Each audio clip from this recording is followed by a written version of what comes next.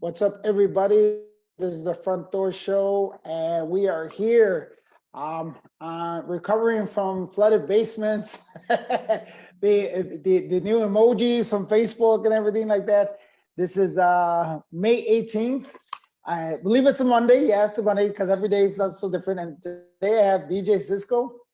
As I tell every guest that comes on here, I just want you to guys pretend that anybody logging on the first time seeing you, they don't know anything about you.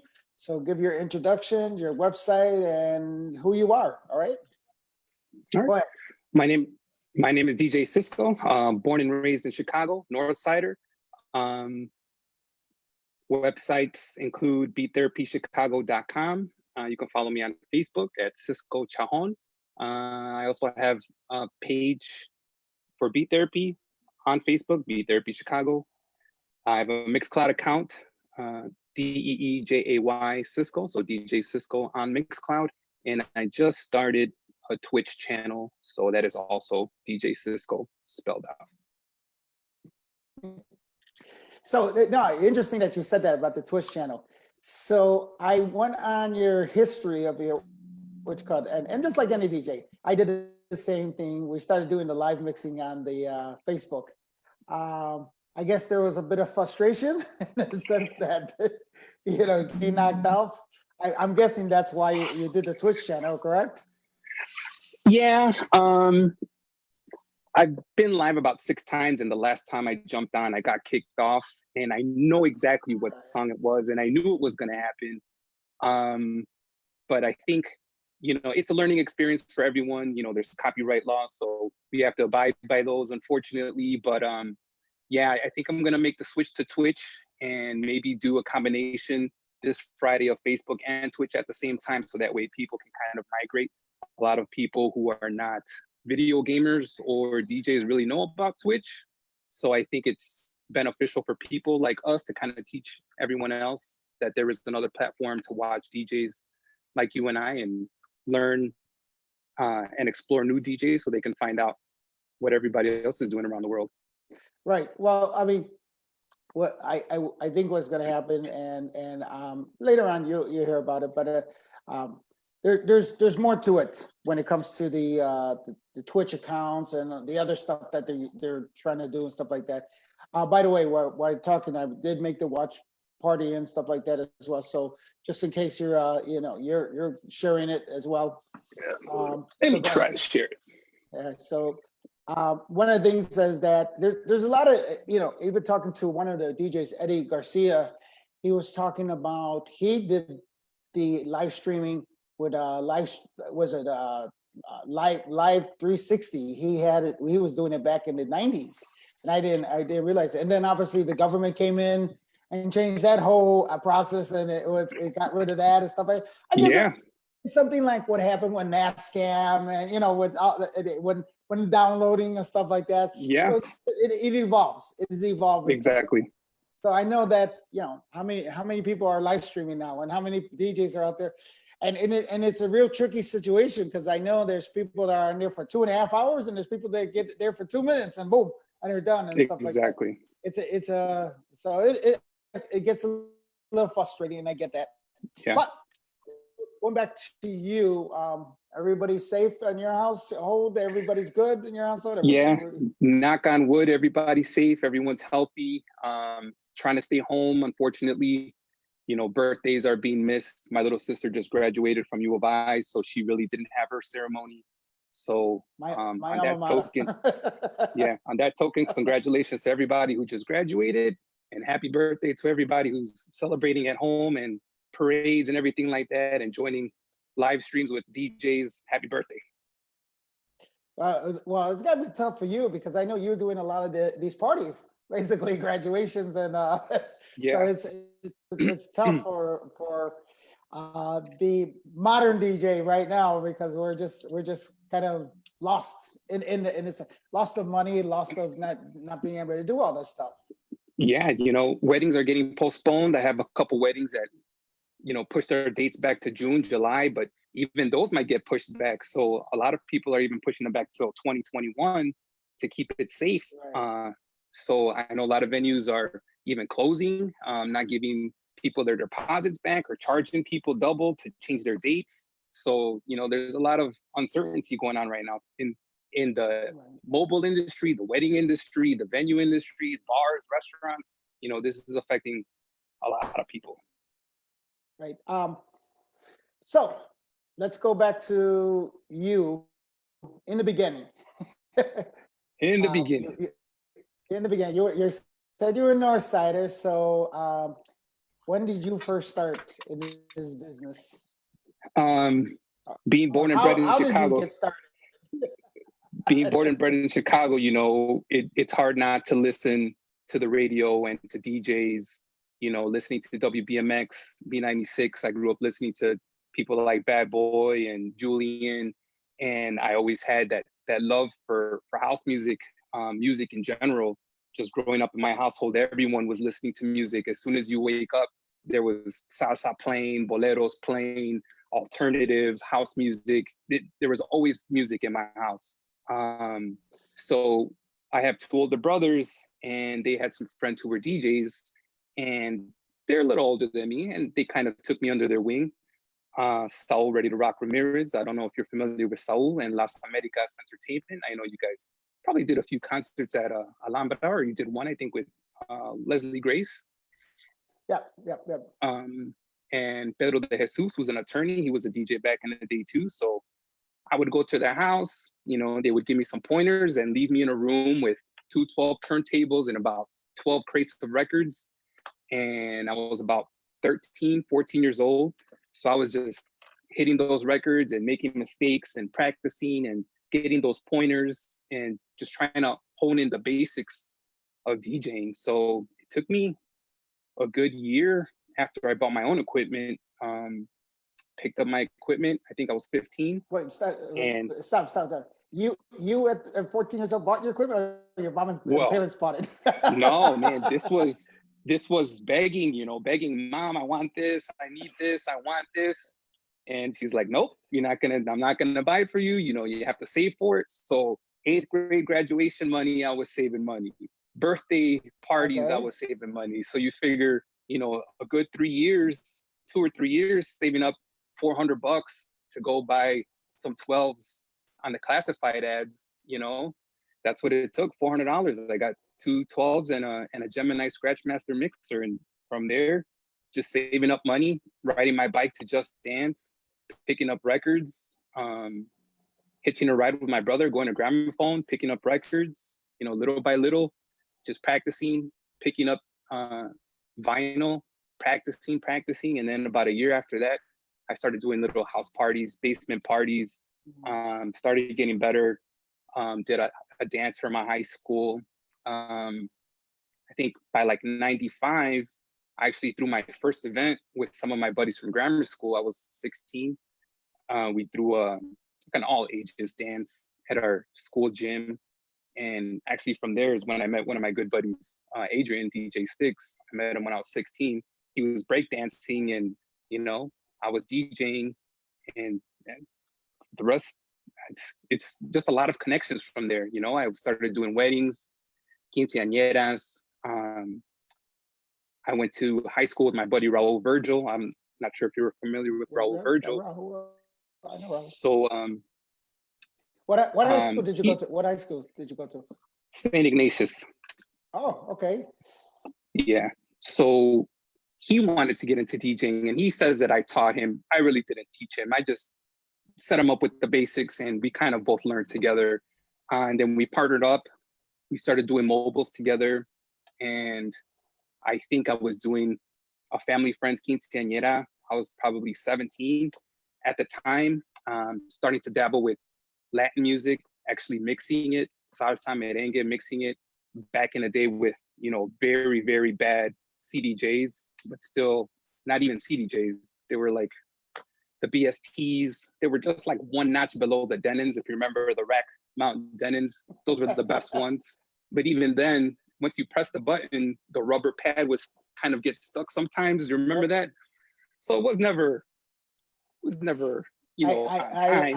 I experienced that, and that because I started off with the Pioneers, the Pioneer 502s, And that was my first, yes, the big monstrosities ones. the monstrosities. So I mean, but we had the flip. That was the we all know if you hit it too hard, guess what? If it got stuck or it didn't want to close and stuff like that. So that was and us DJs, we had the concept of putting the CD player in, bam, because we were trying to get it right away, Yeah. And then you have to wait for it to read it. Man. Yeah, you have to wait for the laser to read the track and then find your track. So I was at a quinceañera and this guy, I guess, used to work at Tropicana, and he asked me if I wanted to go and play. I was probably 17. Started doing probably their Thursday nights when they had the boxing. So I would just go and open up. And you're talking about, well, wait. So you were DJing at my Tuesday night boxing Tuesday, because that was my event. Was it Tuesday? I don't know if it was Tuesday or Thursday. This was back in '97. No. Right. So just to be clear, because there was two places that did it. We did it first at Tropicana, and then they moved it to Sapphires. Or if you remember, so there was Sapphires and stuff like that. And it wasn't a boxing night. It was the other night, if you know what I mean. The other night. Okay. They used to have like a drag show night. Yes, I remember. Okay, yes. Okay. So on that night, I would open up. And that was good for me to kind of learn how to read a crowd and just open up, get used to playing for a crowd, especially at 17, not supposed to be in there anyway. But I think it really helped me to kind of make more connections. And from there, I was mixing at Tropicana. I was only 17. And I loved to dance. I used to go out dancing all the time. And it was hard at that time to find an 18 and over spot that played Spanish music. It was, you guys that were 21 and over got lucky. You guys had everything, but we didn't have anything as kids. So for us salsa lovers or tropical dancers at that time, there was really nothing for us. A few things here and there. And at that time, Cielo was the place to be. Right. So I would go every Saturday, every Friday. I was there, and I was starting to talk to Rico and Rocco Mix. And I told them, like, what can I do to get a spot here? And they said, come next week, bring your stuff. So I started mixing at Cielo every Friday. I was there throughout my college years. And through there, those two connections, I started just branching out, covering for people that were on vacation, doing Baja Beach Club. My older brother actually used to be the door guy at Stardust. Do you remember Stardust? Yeah. On Ontario? The old Red No? Yeah. The Red No, before it was Red No, was Stardust. So they used to have a Latin night there, and I would sneak in there because, where else am I going to go to dance? Had a good fake ID. Right. So we would go. I met Jorge Rodas there. He hooked me up with Marroquin. I believe it was a V5 night. If that was that Stardust, right?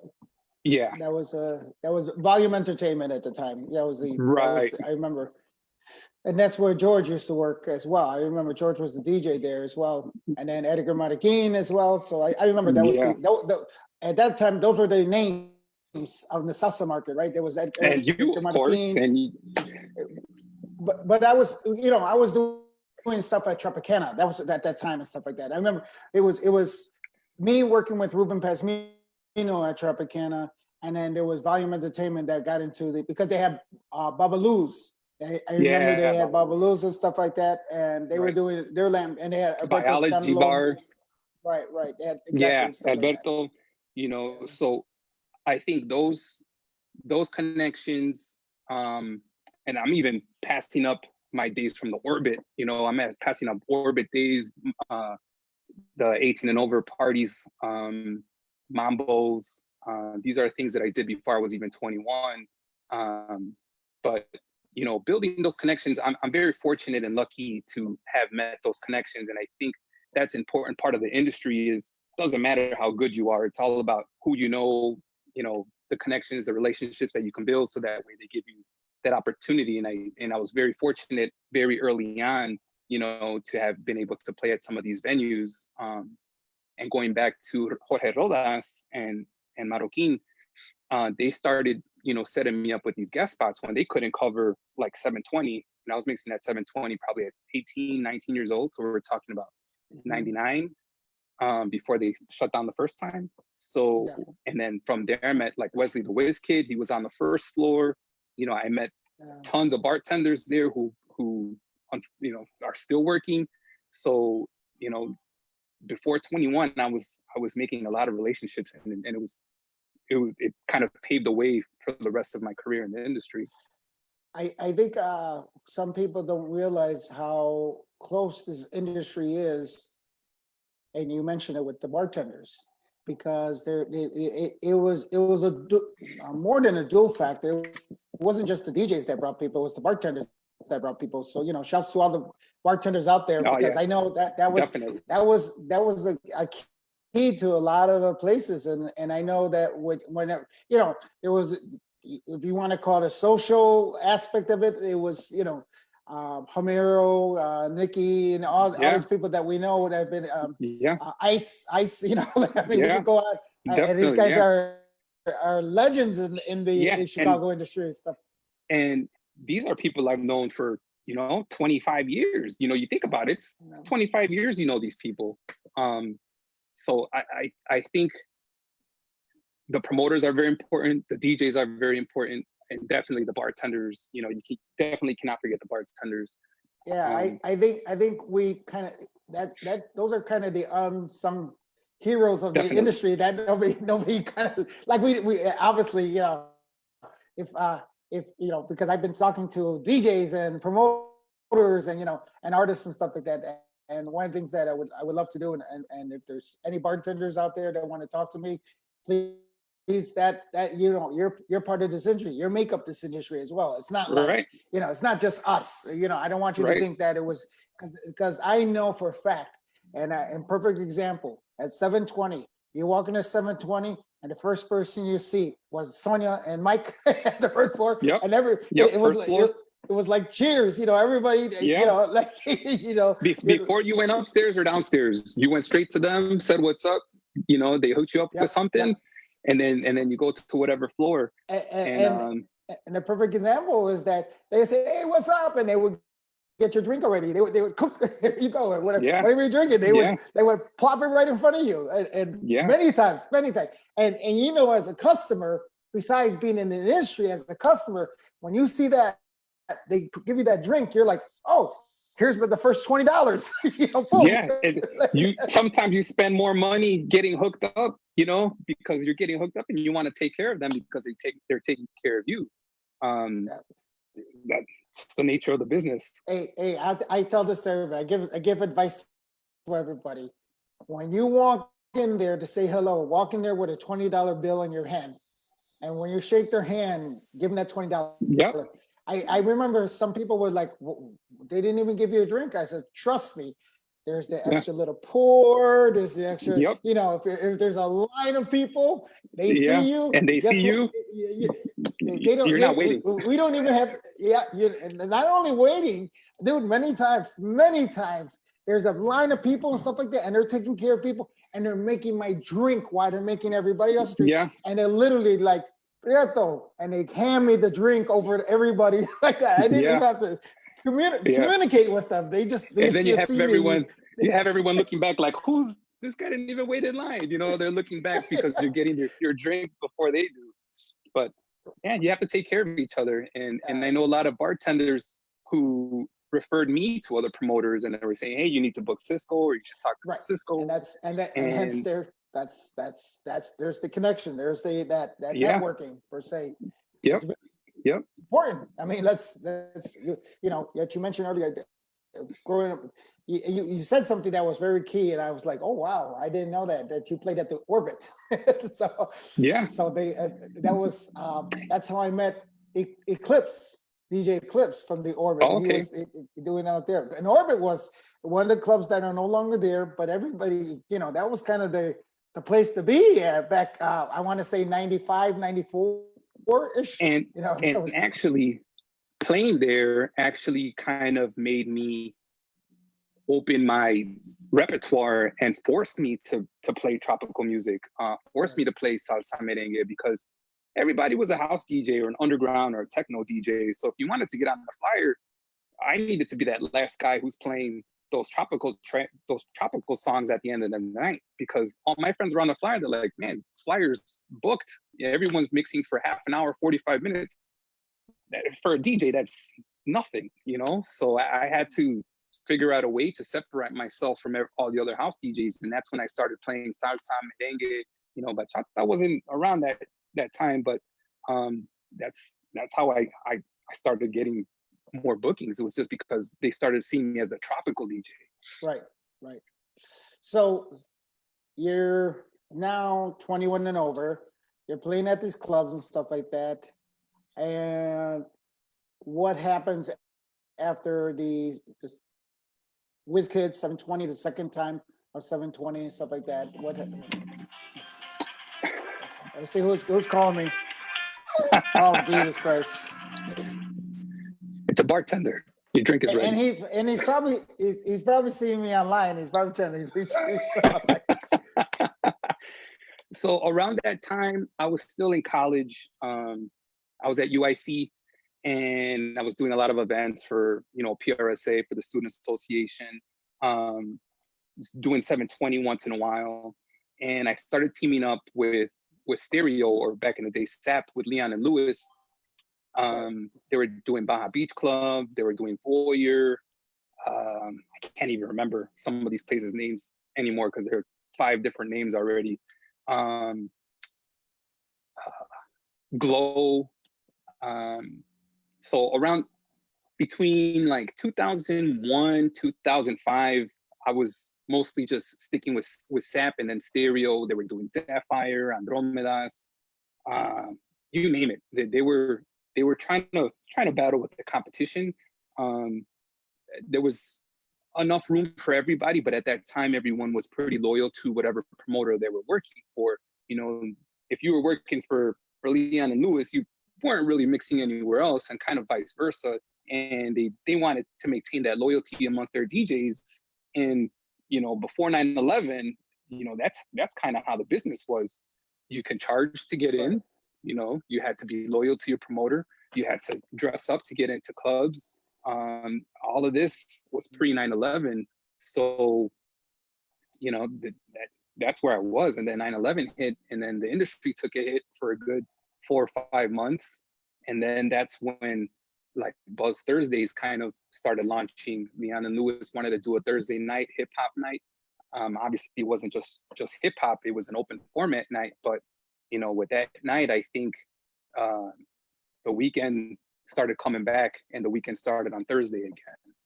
Right. But you were gravitating towards the hip hop, not so much as the tropical or the Latin at the time. No, I was playing everything, and you had to play everything. All the DJs that worked for Leon and Lewis had to play everything. Okay. If you were playing salsa merengue in one room, you might be playing house and hip hop in the other room. Same thing with Glow. You might be playing hip hop on the first floor. You go to the little room upstairs, they want you to change it up. Hey, play hip hop, play house, play some Spanish music. And luckily, the team that they created were a bunch of open format DJs. You know, me, Sticks, Madhouse Miguel, FM, Tic Tac. You have all these DJs who were able to read the crowd, play everything. And then after 9/11, I started mixing for other people. Started doing Green Dolphin. Started working with Unit, Sangria, Biology Bar. Well, the old Biology Bar is now Sangria, or was Sangria. Crowbar, Zentra, you name it.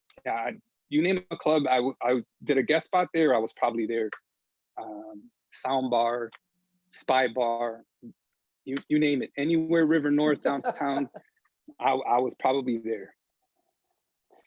So, I mean, interesting that you talk about 9/11, and I remember that very vividly, how it did change the industry. and change the thinking of the industry, because you said something that was very key about DJs being loyal to the promoters and stuff like that. And I kind of was always that guy that hired a lot of DJs. I didn't care what Mhm. promoter you were. Right. And then I would get sometimes the other promoters tell me, "Oh, you can't hire this guy. He works for me," and stuff like that. They were very territorial per se.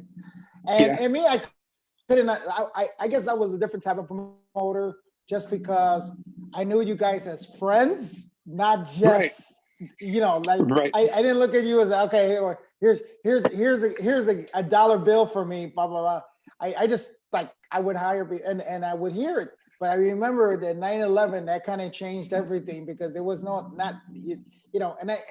and I think it just reflects what happens with this industry when something like 9/11 happened. It's kind of a repeat of what's happening right now when the pandemic and Yeah. stuff like this. The So rules are this industry changed. is going to change as well. Yeah.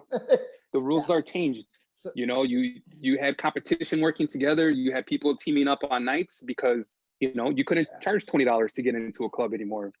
Things had to be free. Bar deals had to be made. You have your competition. If we were competitors, I'm reaching out to you. Hey, Prieto, I have this venue. What are we gonna do? Because if we're fighting each other for the peanuts, nobody's gonna make a dollar. We got to work together, and that's what happened. And that's kind of when well, I started doing more spots for V5, because I was mixing for V5 on and off since I was 18. But that's kind of when I was doing more guest spots. Mixing for unit, mixing for stereo, mixing once in a while for V5. but you were also DJing multiple times in a night. You weren't just DJing one place one night, right? You were doing like 2 or 3 nights spots Yeah. in one night, right? Yeah. So that's how you made your money. Yeah. Yeah. Making my the money and saving my money. right, but the pay changed too after 9/11, because before it was like they would hire the 3 DJs and you get a little bit more, but because of all this, they couldn't, and it's a balancing act, because you're not charging at the door now. People are coming in for free. They're not making as much money. So the pay scale is not like it used to be. Okay, Right. well, instead of making $200 a set, you're making only $100 a set. Guess what? I got to go out and make more sets to kind of Exactly. balance that out. And that's what, Yeah, exactly. that was kind of the game that was playing per se and stuff like that. And then if promoters got like territorial about it, like, well, pay me more and I'll stay. And then of Right. course they would be like, oh no, okay, well, hey, but Yeah, I know it was. Go ahead. And that's in a business sense, you kind of have to leverage, your skills and talents, right? So because I can play at anything, I can open up and play house for 2 hours and then switch it up and go to tropical. That's when you start leveraging, like, hey, I can mix for the first 2.5, 3 hours. You give me a little more and I'll do it before I have to go to another spot. I remember doing that with Sangria, and it was Adrian and I for Fridays for a good 6 months, and that was a good run just for 2 DJs to run a whole night. And that was a 3 or 4 o'clock license, and we were there till 10 o'clock. So just for him and I to do that from 10 to 3, we weren't leaving sober. Well, also, a lot of people don't realize. No, that's not a DJ, not in the industry. That's because I have to believe that people on this are not all industry people. People are just normal people. But DJing for 2.5 hours straight is not easy. I don't care what No. it is not easy, because you get there. And trust me. And I think that's why when I have my events, I'm always looking for 3 people that work the night, let's say in the time span, because there comes a point where you get zoned out, and whatever you're playing, you kind of, and it's cool, you're creating, but then it becomes like, I've seen it many times. It just, people just like kind of get in, and it's nobody's fault. It's because you're playing and you see what's in front of you, but you're not seeing you're not taking a break, and that's what happens. And a lot of times what I've done before is that if there's a guest DJ, I have my in-house DJ, then the guest DJ comes in, and then my in-house DJ finishes up the night per se, so that they get that break and stuff like that. They're like, okay, relax, do whatever you got to do, because Mm-hmm. then as you also, the other thing is that, and this is a true fact, when a DJ plays before you and he hypes up the crowd, you get on there and like, man, I got to do something better than, Oh yeah. or you know, Oh yeah. you gotta step it up. Yeah. So, And for me, you know, it works both ways. If they're doing really good, I'm like, all right, now I have to step it up and prove myself and kind of say, yeah. this is why I'm here. You know, I gotta step it up too. And if they're really bad, then I also have to step it up. So either way, if they're good or bad, you have to come up and give it all you got, you know? And sometimes I know some of my buddies like, are you mad today? Because you're mixing angry. So why? Because you're just quick mixing and you're going through it. And it's, well, I have to give the people what they want. You know, you have to hype up the crowd. And kind of going back to 9/11, that's kind of when more DJs started talking on the microphone, you know, because the scene is changing, the crowd is changing, they're becoming more casual. You know, they're not looking like you getting into the club anymore. People are wearing, you know, casual shoes, t-shirts to get in. So the industry and the clientele changed during that 9/11 scene, because you can't charge $20 to get in anymore. And that's what you see now. You see. So Luis Ramirez put on there that you were very good, that you were very, also on the mic, you were very good on the mic. So that's one thing that was. Yeah, and that's what I was kind of about to allude to, is that unfortunately that kind of got forced on me, because no one else wanted to talk on the mic. And yeah, somebody's got to do it. And I remember Leon always pushing me like, go ahead, you have to announce the drink specials. You have to announce, you know, that we're here next Saturday or tomorrow's event or blah, blah, blah. And it was either me or Adrian. And Adrian was always phenomenal on the microphone. And, you know, I would steal a lot of his stuff, you know, and then pretty soon people were saying, well, I don't know who's on the mic because both of you guys sound the same. And like, because I would imitate a lot of things that Adrian would say and do because he was always comfortable doing it. I was comfortable doing it for mobiles and weddings and stuff like that, but that's a different type of emceeing versus at a club. And Right. I remember one time I was opening up for Calle 13, and they didn't hire anyone to introduce Baby Ranks or Calle 13, and I'm DJing. They're like, "Here's the mic. You have to introduce the act." I'm like, "What are you talking? This wasn't part of the deal. How am I gonna go in front of 2,000 people at the Congress and announce Calle 13? You know, that was just thrown upon me. I think I was there that night. I think I was there that night. You know, you just can't do that to somebody.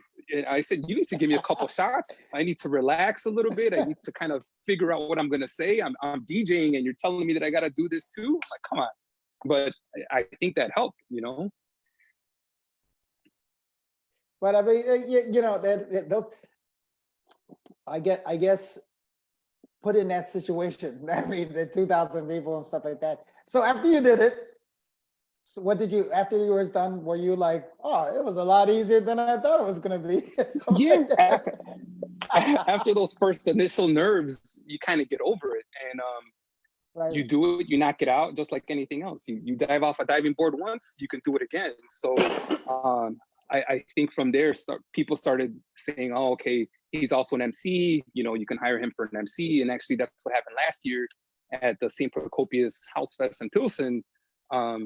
Ricardo Sandoval, who works for Cinco Network, he asked me to help him out and be the MC for that. And that was a great experience. Nice.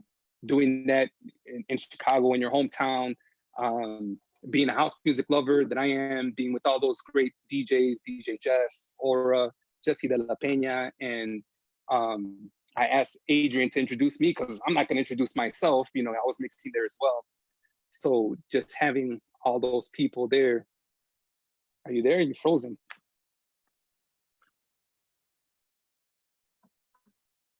Angelo, you're frozen.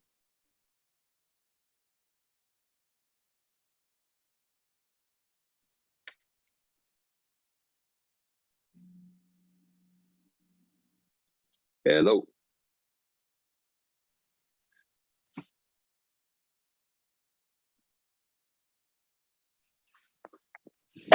Everybody watching? Did it like stop?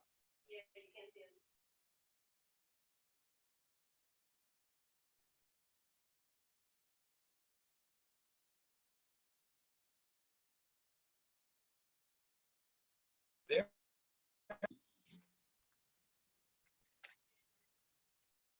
All right. Welcome to the DJ Cisco Beat Therapy Chicago Front Door Series. We'll see if we can tune back with DJ Prieto.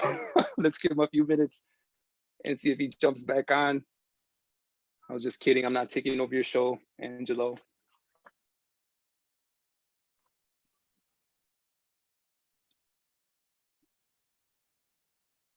Sorry about There that. you go.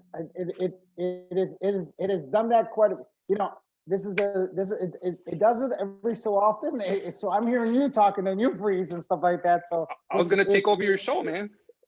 But if it ever happens again, I should tell you that it seems to be happening, and probably because the just everything with the rain and stuff like that. I really don't know why it does and stuff like that. But it does it once in a while. So I apologize for that. But I was just saying before we got cut off that it says, so wait a minute. So a Puerto Rican guy is emceeing at the Pilsen event. That's pretty amazing. I think that's pretty cool.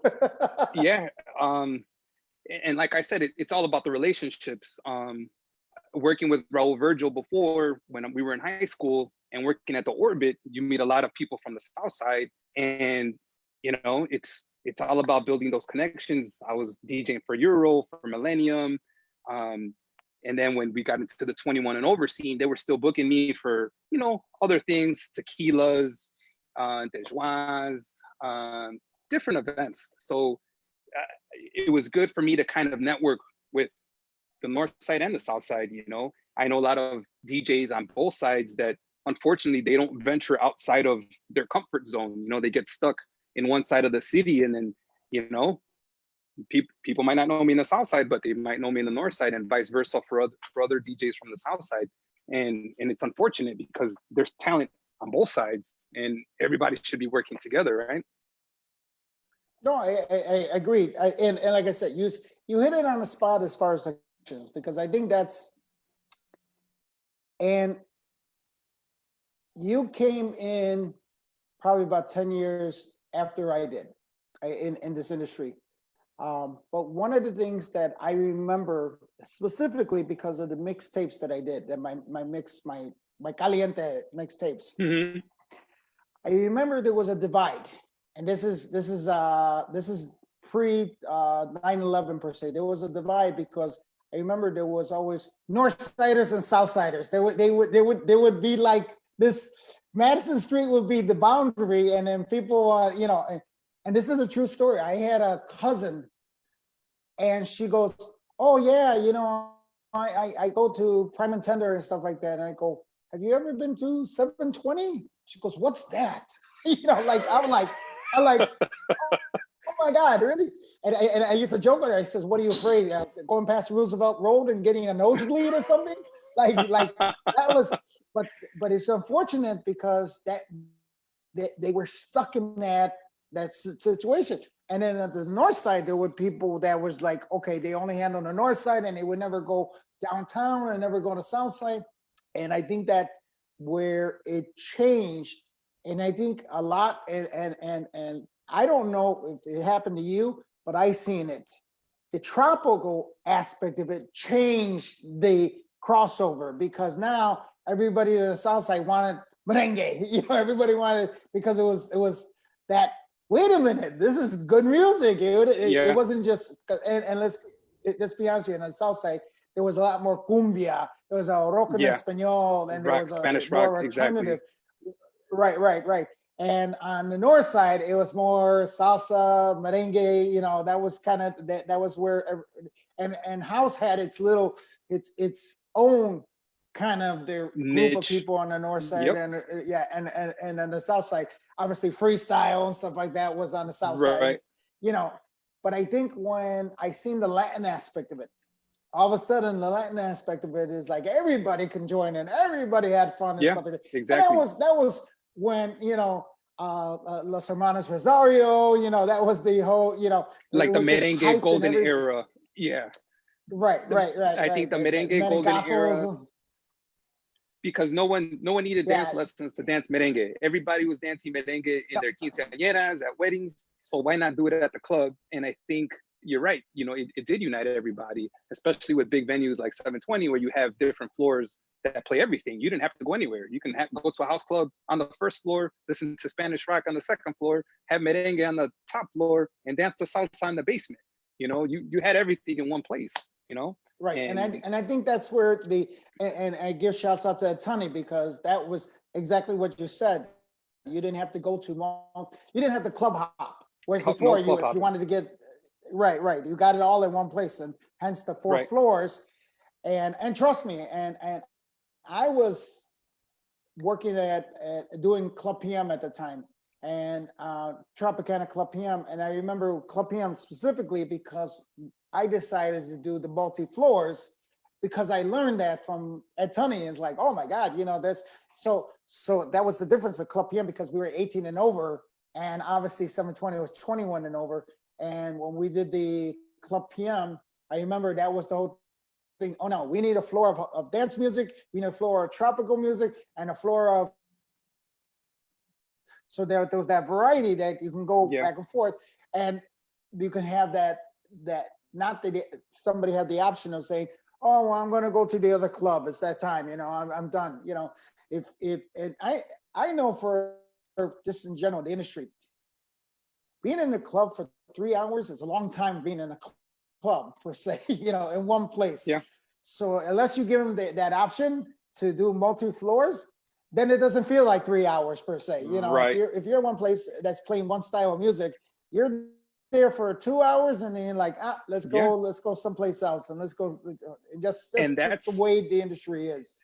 And that's why I think the evolution of the open format DJ started around in the late 90s, early 2000s, because you needed to play everything, because you're going to lose the crowd. If you're going out and you're playing more than half an hour, 45 minutes of any genre, people are going to be like, all right, where are we going next? You have to keep those people there. So I that's a major reason why I had to play everything. Right. And especially at that time, there were so many options. There were so many, there were many so good options. And honestly, there were so many good options, because I know it was, one of my guys from Italy saying hello, Ivan Bonet, if you know Ivan Bonet from Cinco Minutos, the piano player for Cinco Minutos. Okay. How you doing, Ivan? I remember that was, and I'm going to go pre 9/11, and I'm going back and forth because of the fact that I know how things were different. Pre 9/11, there wasn't a lot of good spots. There was good spots, but you knew what the good spots were. Then after 9/11, a bunch of good spots happened and stuff like that. And you had obviously Leon and Lewis finding spots and stuff like that. And then Volume had spots, and and I know when it came to promoters, they kind of did this like, well, I want Friday over there, I want to do a Thursday over there, I want to do a Tuesday over there. They were doing all the, and I think that where lounges were created right after 9/11. That was the whole scene. More of a bar versus a club scene, right? You might have a bar that might have a little dance floor, but people are there just for the music, not necessarily to dance. Correct. And that changed the what's called. So you're now doing this, and this is about I'm skipping a lot, by the way. I'm skipping a lot. I'm skipping a lot of stuff. Okay. Well, no, when you say skipping, what do you mean? I mean, I'm forgetting a lot of stuff around this time, around 2000, 2001. I would actually drive to Indianapolis once a month and help Saul start Latin nights there. So Saul, who taught me how to mix, was also promoting in Indianapolis because he lived in Indianapolis, and he noticed that there wasn't much of a Latin scene with a big Latin crowd there. Nobody had places to go. And at that time, there really weren't, really good DJs who can play everything and mix everything. So he's like, hey, you have to come and help me out. So I would drive once a month. but Indianapolis had a big Banda Norteña crowd. That was Yes. that was their market, right? Yes, That was, right, that was- exactly, So exactly. I just want to clarify that Yeah. there wasn't I a meant big tropical. club. I meant tropical. Yeah. Okay. So, I meant like okay. salsa merengue, tropical. Not to take any away from the banda night. There was always that strong banda night. Right. You can never take that away. Right. But I know in one of the venues that was a banda venue, he brought like Monchi Alexandra, Aventura, La Máquina. He started doing all these shows, and I would open up for these artists, and that was amazing. Just being able to meet some of the people, you're playing their music. So he would do shows in Indianapolis. He did one with in Milwaukee with like Grupo Mania, Michael Stewart, Ashley. So these were opening the ideas in my head of what I could potentially do in the future in terms of promoting, right? Because I was behind the scenes, kind of being the silent consultant. He would always ask me, what do you think about this artist? Do you think that they're going to bring in people? And kind of just having the dialogue, seeing what ideas would flow. And from there, I was always thinking like, all right, after 9/11 too, and getting older, you kind of have to start thinking how you're going to stay in the scene, but not having to work as much and still make a decent amount of money. And that's kind of where the promoting idea started trickling into my head. And I know you already talked, I know you already talked to Eddie and the whole sex events thing, but Right. that's kind of where all of us as a group started thinking of, all right, what can we do next? So all right, so let's talk about it. What did you do next after that? So after the buzz, it was hard to replicate a club that had that feel, that vibe. I think even Wednesdays at the Buzz had its own vibe. If you remember, Thursdays at Excalibur had a very strong salsa vibe. You go in there every Thursday, dance lesson or not, everyone is dancing with each other. There was no intimidation factor for people who knew how to dance or didn't know how to dance. And it was hard to replicate that feel. And as we were getting older and we were mixing together a lot, whether it was for stereo or for unit or for whoever, we were just thinking, it's hard to replicate that feel. Some nights at Sangria felt that way. Some nights anywhere else might have replicated that feel, but it wasn't a consistent, every Thursday it's going to be a banger, like 720. You knew every time you went to 720, there wasn't a slow night. It was always hitting hard. So we wanted to do something different. We wanted to bring back that feel, that vibe. We knew we didn't need any other DJ. The four of us were pretty good, obviously bringing a guest DJ once in a while to change it up. But that's what we wanted to do. That was our mission, to not only hang out with our friends, but bring that vibe again of that drama-free environment, that dressing up to go out environment, not just showing up with your shorts and your chanclas and going into a bar. We wanted to replicate that feel. So you just mentioned about drama-free. Let's address that. Okay. Right. I just because that's important in this industry, because I know at one point there were a lot of promoters that didn't care about who walked in the club. They didn't care. They had their drug dealing friends. I mean, that's a fact and stuff like that. And the money's there. I remember over at 720 where you would have very well-known drug dealers and stuff like that walk up there and and thank God Ozzy was at the front door. And I remember I was at the front door, and we know, I don't care how much money you got, man, you can't let them in, because it wasn't so much as them, but the boys that they had The with entourage, them. yeah. Right. They would create the problems and stuff like that. And I remember we had to address it.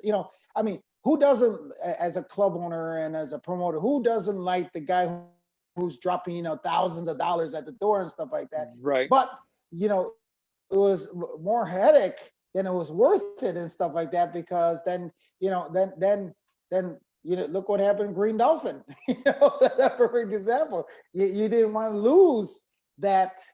So I remember that as a promoter, that was important. And I would say that was important to a lot of promoters that are either, some promoters weren't into that, and some promoters, um, that was their concern about who they're letting in and how many, what kind of crowd you're having here, how they looked, how they're dressed and stuff like that, because you wanted your customer to feel safe. You wanted your customer to feel like they don't have to look behind their back and see like, Exactly. this guy's gonna, Exactly.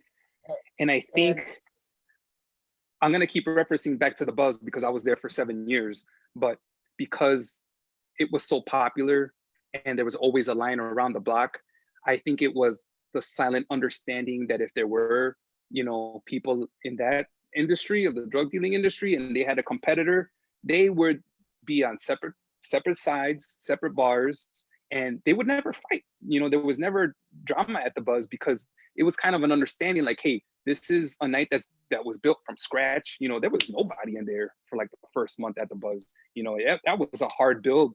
I give mad props to Leon and Lewis. They were hustling hard. They would go to other clubs. They would drop flyers. I know you know about the street teams and being outside and passing out flyers. They worked their butts off to build that night.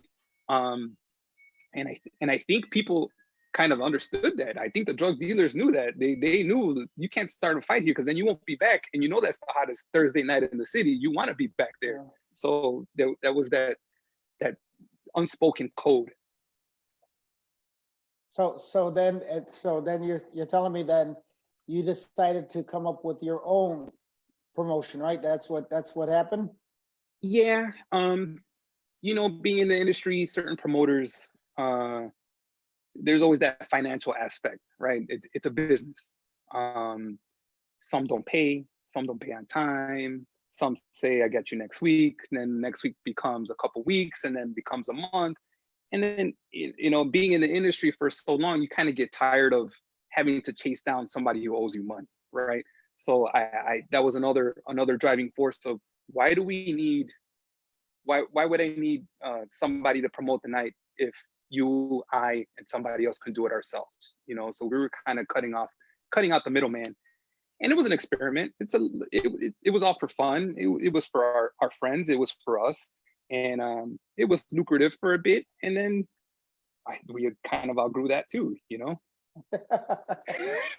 So that's so the four guys is the four guys, right? There was four. Yeah. And that would be, just to reiterate. Yeah. So Sex Events, it's SECS. So Sticks, Adrian, Eddie V, not Eddie B House, Eddie V, C for Cisco, and S for Scream, Lalo Okay. Garcia. So, Adrian and I were kind of the older guys. Yeah, I don't consider myself older. I consider you and some of your other guests as older guys, but I guess I'm starting to graduate into that. Hey, I don't know how to take that. I guess I'm an older guy. I'm tenure. You're tenured. Okay. My excuse is black doesn't crack. My excuse is black doesn't crack. I'm still 25. All right. Hey, but I'm Prieto. I'm Prieto, so. That's true. That's true. Maybe that should be my DJ name. It should be Prieto or Prietito. Oh, trust me, dude. You just hear me. I would have it all the time. Prieto, onde? They would look at me up and down. And they don't realize it's my last name. Right. That's what it's like. Yeah, and then that's where my DJ name comes from. Is my full name is Francisco. I'm not gonna be DJ Francisco, and I didn't want to come up with a cheesy name that I would hate, 6 months from now or 10 years from now. I wanted something simple, and I just went with my name. Right. So that makes sense. Well, that was going to be the answer, a question before, so you answered it. So yeah. So you guys do sex events, and what is it that you said you did it? Now, was there any key places that you can say that you guys were kind of labeled to? Our goal was to kind of go to different venues that weren't really catering to the Latin market and exposing Latinos to like higher end downtown venues that you normally wouldn't have a Latin promoter promoting. So we were trying to do once a month at different venues. And that's the hardest thing to do as a promoter, because the venues want something regular. They want you there every week. And we're saying, no, we Right. just want a one-off. So we were having a hard time trying to find a one-off place. And we did it a couple times. We probably, for the first 6 months, we probably hit 6 different spots. But once we did NV Penthouse, we kind of fell in love with the venue and the staff. We just became, it was a good fit. So we did NV Penthouse for a while, and then that was a once a month. And then Patrons Hacienda reached out for a meeting, and we sat with them and with Louis, and he was urging us. He's like, man, let's just do it every week. And you know, we talked about it, we discussed it. Nobody really wanted to do every Friday, but we said, you know, what do we have to lose? Let's just try it. Let's see what happens. And we had a good run.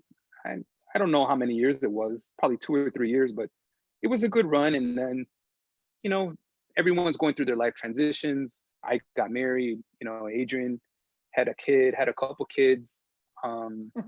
Being out every Friday wasn't conducive for our other halves. So to maintain peace in the home, you know, we started just having the conversation of let's give it a break. So we've been on break for about, I don't know, 5 or 6 years. I mean, but you still, you know, you're still hired here and there to DJ, hired here to MC, as you said, and stuff like that. So Yeah. I think that goes into life happens, you know, that's Exactly. just the way that life happens. There's nothing wrong with that and stuff like that. I give shouts out, you know, if I can say that, you know, like I joke with people about retiring and, you know, yeah, maybe I should retire and stuff like that. I don't think DJs ever retire per No, se. I think I've Just retired like 3 times. and that's what one of the other guys were saying about retiring. No, we never retire. Just trust me. That's just, you know, it's the industry brings us back as, you know, that's Yeah, just the way it is and stuff Yeah. like that. And Yeah, I you were saying? yeah. You were saying how the industry brings us in. Like Leon literally just sucked me back in to do Las Fuentes on Friday, right before this whole coronavirus stuff happened. So I was doing Fridays again every Friday, which is something I didn't want to do. You know, he's like, come on, help me out, let's do it. And you know, once you're there, you know how it is. Right. No. Hey, trust me, I know.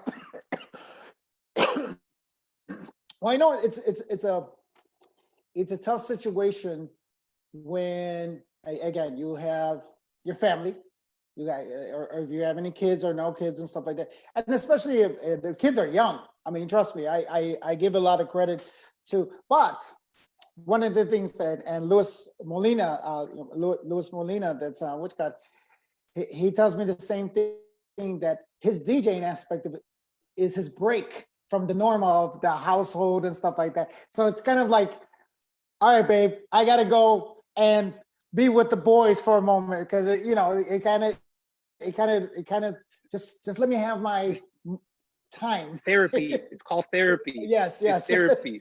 And that's why my DJ business is called Beat Therapy Chicago. So it's not only therapy for myself. It's not only therapy for myself, but you know, music makes everybody feel better, whether you're at a club or a wedding. You know, it's therapy for the masses. So you like that? You like that segue, right? It was perfect. It was like an alley-oop, you know, I was ready to dunk it. I like that. So good. So yeah, and I'm glad you brought it up, because that's what I wanted to find out, is what that was all about. The Beat Therapy Chicago. So I was always doing weddings. That's how I started off, as a mobile DJ, right? Yeah. So 15, 16, I was doing quinceañeras, weddings, private events. So after kind of stepping back from the industry, I wanted to take that up a notch. And my wife was always encouraging me, I know you're not in the club, but you still love to play. Why don't you ramp up your mobile aspect? So I said, all right. And then literally I was having just friends, word of mouth. Hey, are you still doing weddings? Are you still doing this? And, one wedding became 2, and then 3, and then 6, and then 10. So I had to do a website, I had to get insurance, I had to come up with a presentation, I had to make more of an internet presence for beat therapy. Market yourself, basically. Yeah, marketing, right? And there's so many parties out there. There's so many people having events. So it doesn't matter. It doesn't matter who they're booking. Some don't care. They just want music, and some people really care and they want samples. They don't know 720. They don't know the buzz. They don't know Cisco from 1997. They just know, hey, I heard you're a DJ. What can you tell me about yourself? So giving them a presentation and giving them a platform, giving them a brief history. We've been talking for almost an hour, so giving them my 26-year history in 5 minutes and not sound like I'm conceited because I'm talking about myself. Obviously, if you're talking about yourself, you're obviously you're going to be labeled as conceited. But I just giving people a repertoire of what I'm capable of doing is pretty hard, but yet natural when you're selling yourself. Correct. Correct. And it helps that I have concert experience for introducing people, like for Calle 13 or for La Máquina or Aventura or whoever. St. Procopius was a great marker for my resume and said, hey, I just did the house fest last year. I was the MC for that. So I think those things help me for the mobile side. Right. So now that we're here, and the pandemic hits, right, and basically everything you did with Beat Therapy Chicago now changes everything. Yeah. Where do you think this is going to happen? How do you think it's going to affect not just your business, but as the business as all? Give me your most educated, of course, thoughts on this situation that's happening now. If people were smart, if club owners were smart, if bar owners were smart, they would have used this time to revamp their venue, to remodel their venue, to paint their venue, to update their venue, so that way when this is all over, you have a new place. I think technically a new place. Right. I think people are going to be limited into capacity, so I feel we might kind of go back to the charging of $20 a head, because people are going to need to make that money. They're going to have to make that overhead. If I have a venue that holds 1,000 people and I can only let 50 people in, well, I'm going to charge those 50 people $20 because supply and demand, right? Right. I think we're going to go back to the charging. I think those venues who don't have an entertainment license or a PPA license, they should be working to get it now, because once this is over, you need to be charging. You need to have the right DJ. You need to have everything in place, because whoever's not ready, they're going to get left behind and they're going to be out of business. Right. That's my per se in the industry. For mobile DJs, I think we kind of have to wait it out. We have to see what venues stay open in terms of the public venues, your party halls, what their restrictions are, if they're going to slowly wait till those restrictions get lifted to 100, 150 people. Maybe we might see more outdoor venues where people have that ability to spread out. But unfortunately, we live in Chicago, so our outdoor time is only, from May to maybe September. So you never know. The creative people are going to be successful. That's for sure. I agree with you 1,000% on that one. Well, we're almost done per se. Any last things you want to say to the people that joined or the show? Anything you want to say to them? Just want to thank everybody who's tuning in and who's ever come out to any club that I've been in. And if you heard me on the mic or heard me mix, I want to say thank you for dancing. Thank you for sharing your love of music with me. I love music. I love making people dance. I love being with people, and it's unfortunate that we're at this time. But once this gets lifted, hopefully we can all kind of get back to being social, being party goers, keep that love for music, tune into other DJs that you don't know. Don't just listen to the popular DJs that you're used to listening to every week. You know, branch out and listen to somebody from the East Coast or the West Coast, or somebody you don't know from the North Side or the South Side. This is the time to kind of take those blinders off and take advantage of Twitch, of the Facebook live feeds, of the Instagram feeds. There's so many good DJs out there. And unfortunately, you know, I try to pop in as many as I can. And I know there's great DJs who only have, you know, 10 or 12 people listening to them, and they should have thousands, you know, they're so good. So I think we got to help each other out and kind of share other people's likes or share other people's feeds and videos, so that way, you know, we can expose other people to other good DJs. Well, I think that holds true even to this meeting, because you got a lot of people looking at this. So it's good. I mean, trust me, it's good. So obviously people are sharing, people are and I think that's important, because, you know, I think there's a message out there, and I think it needs to be heard and stuff like that. And I think the unity aspect of it is, I honestly want to say that that's one of the things that why you started in this business, what we have all done in this business. Chicago is very unique in a sense that we are very united in especially in this industry. And that's why I was alluding to the bartenders, to the DJs, to promoters, the dancers and stuff like that. You know, we can't forget about the dancers in the scene and stuff like that. Whatever they're house dancers, whether they're salsa dancers, bachata dancers, you know, that's part of this, you know. And I could go on to all the different genres that we play and stuff like that. Everybody has their loves and stuff like that. But I think that's where the unity happens, because then you have the dance groups and you got, you know, the performers and stuff like that. And I know that was like why these, like, I'll give you, for instance, a name out there, Andy Cruz, who created, you know, as a young kid, and you said about the Latin market, but we'll go back to what you said, that there weren't a lot of tropical Latin places for under 18-year-olds, right?